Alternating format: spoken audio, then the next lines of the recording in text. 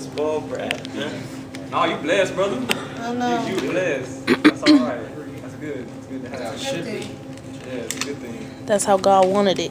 Yeah, I'm also concerned about my future because of the things that I've been through, the habits that I have, the mentality that I used to have as a kid.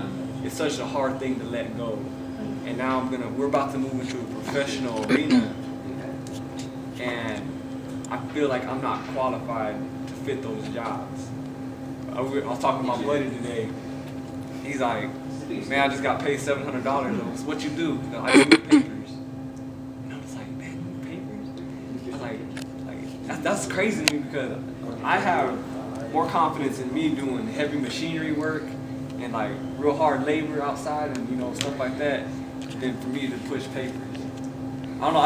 It's just those kind of things. That's why I won't apply for a job here at school because I'm afraid that I'm not going to be smart enough to do those type of things. Pan Center. Yeah, man. That's easy. Anybody can do that. You'd be blind to do that job. You lying. Hey, get up that field. Go ahead and walk up them stairs. I'm gonna lead you out. Let me see your ticket. Wow. How you know it's red? I can smell it. Oh man, I'm afraid I'm gonna make a stupid. It's gonna cost the school like $20,000 because I forgot to get the signature. So I'm like, dang. It's Ooh, they don't need it anyway. $20,000 sold into that. Yeah, I don't know. I'm tripping, man.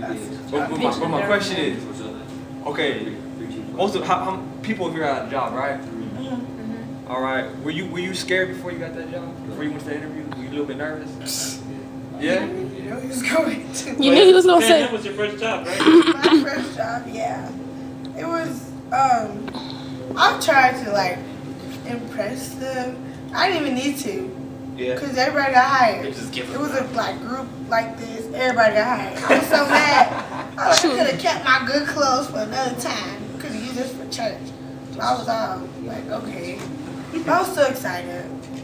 Yeah. I was nervous. All right. Okay. So my question is though, is how did you overcome that fear? I know for me when I got my first job at McDonald's, That's all right, bro. It paid more than Pan Am. That's all I'm gonna say. Okay. But it's true. I'm sorry, but it's true. But the thing is, like, I just did it. Like I was I just thought, like, you know what? I want some money. I'm 16 years old. I could get money by getting a job, and I don't care if it's fast food. Fine, whatever. Filled out the application online. They called me in the same week of, like, it was fast. And I was like, okay, and got on a nice, khakis and shirt. And I was nervous, but I really wanted a job, and I was just willing to do it. I mean, I guess it wasn't so much worried that I can't do it or it might be hard. It's just that I wanted it so bad that I could care less if I couldn't do it at the time. Yeah. Because I'd be willing to learn to do it. Yeah. I mean, my biggest worry, like, I've been working since I was 14, but it was through a program for, it was like granted money through the city, so I never counted those as real jobs. I mean, they were, but recently, last summer, this past summer, I had, been looking since May 11th after we got out of school, and I just couldn't get no job. I was just worried. At first, I was like, okay, it takes a few weeks. Everyone else was getting jobs, and I was just so worried that I couldn't get one. Like, I'm like the main one out of all my friends that really needed one. Yeah. Like, everybody else is cool. They got both their parents, and we over here, I'm like, I need this job bad. I wasn't really afraid of the interview. I was more afraid that I wouldn't even get a job or anybody call me back. And no one did until, like, the last minute. And I just kind of gave up on looking. And then all of a sudden I got a call, and I was like, oh. I mean, they accepted me, like, as easy as the Pan Am Center, but it took them a while. Yeah. So my biggest worry was just, like, searching and that nobody was going to even, like, call me back. So. Yeah. So there wasn't even no fear going up there because it took them long enough, so. Okay, so do you think that the Lord is going to put you in situations? We're talking about fear now. Fear and faith are two opposite things. But do you think He's going to put you in situations where the odds are completely against you? And why is He going to do that? Well, he never tempts, but he tests. So I believe he's gonna put you in a position to see how strong you can like stand. And are you gonna just give up, or are you gonna pray and look towards him to help you through it, or what are you gonna do to see your reaction?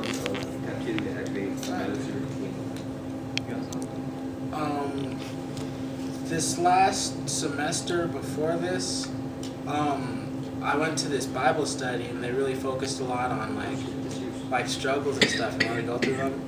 And there's this Greek word phlipsis that they the guy like focused on, which means like outside pressure.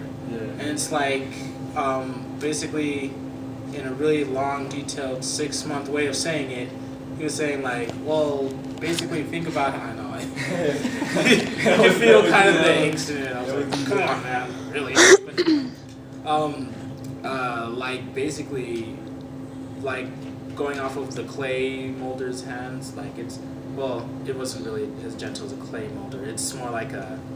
Have you ever like been to a forgery? Like they got fire and like really dangerous stuff to mold the stuff. It's not gonna be a pretty process to mold a coal into diamond. Stuff has to be broken. It's got to be pretty harsh. It does get dirty, but for the better result. Alright, So that's pretty much why. So you talking about the process? Process is preparation time for that level that you're being raised to that you're talking about. Yeah. But what? Okay, go ahead. Well, I guess this just comes from a writer's point of view. I already stopped at once. Yeah, okay, cool. This comes from a writer's point of view, is that when you make a story, you don't want your character to seem like at the very end like, oh, that was too easy. Even I could do that. You want your character to feel like he went through so much stuff to get to where he's at, like pursuit of happiness. You know what I mean? He slept in the bathroom. You know what I mean? And still was trying to wear a suit and get a job. He didn't give up. And I mean that's for entertainment, but I think at the same time, like I naturally think of these stuff when I write it to make my character better. And I feel like even in real life, do I get better? There's no odds to compel me to get better, or would I just sit like and be okay and content if I never had any troubles or any struggles of my own? And I think that's what a lot of times trials really push you. They push you to be better. Because I wouldn't be who I am if I didn't have, the tears that I had to cry, the hearts that that been broken. So in those times of trying, what have you learned about yourself? Weak.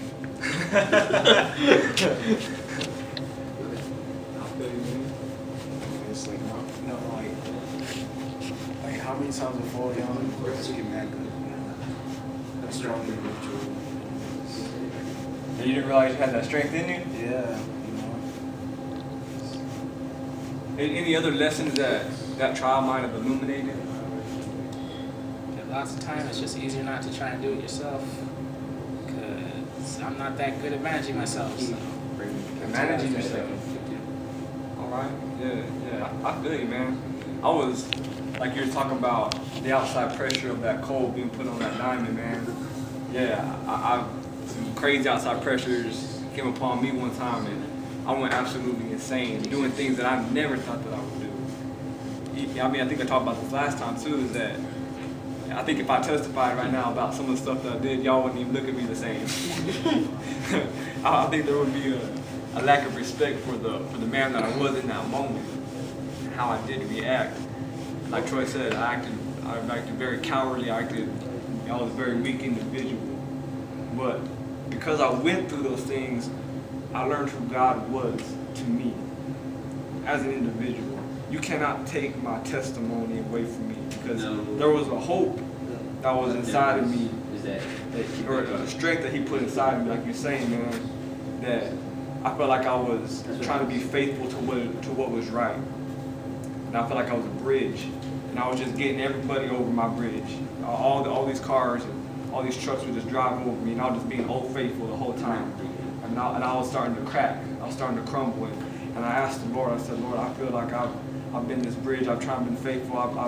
I've done what you needed me to do. I mean, I feel like I've done all these things, but I need some more support. I need to be made over again.